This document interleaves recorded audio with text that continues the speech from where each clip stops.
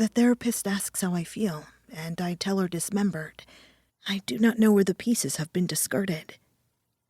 Even if I did, how would I begin to put them back together?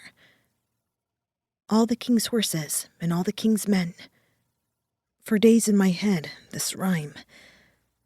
It all started with the metamorphosis.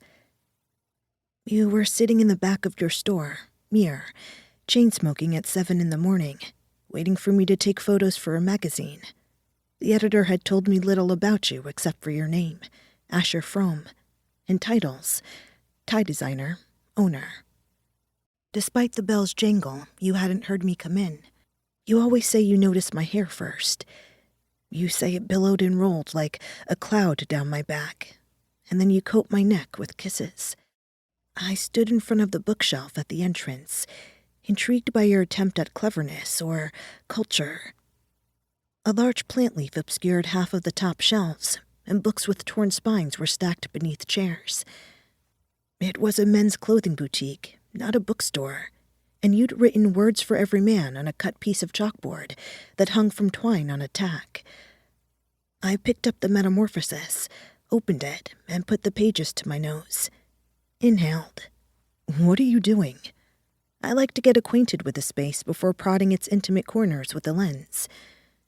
I removed the book from my nose, leafed through the pages. I had yet to look at you. It's not the 50s, but a certain amount of modesty and manners still goes a long way.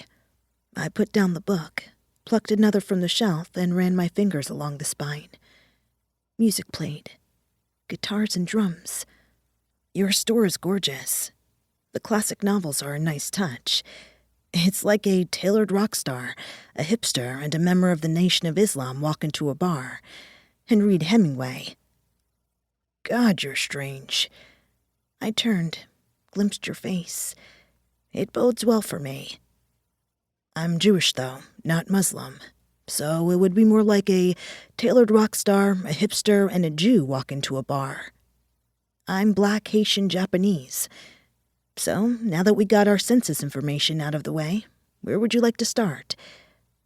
I like you. You smiled. The feathered scar on your jaw was my favorite.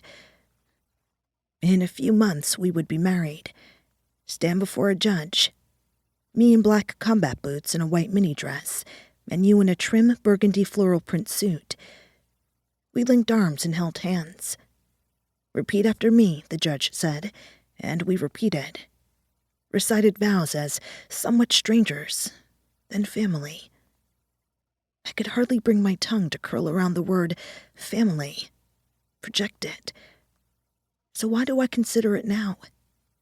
Why do I consider my parents and sisters, our baby, dead before birth, now as the world bears down on black bodies, another man killed, and I am tired. Now that I've had enough,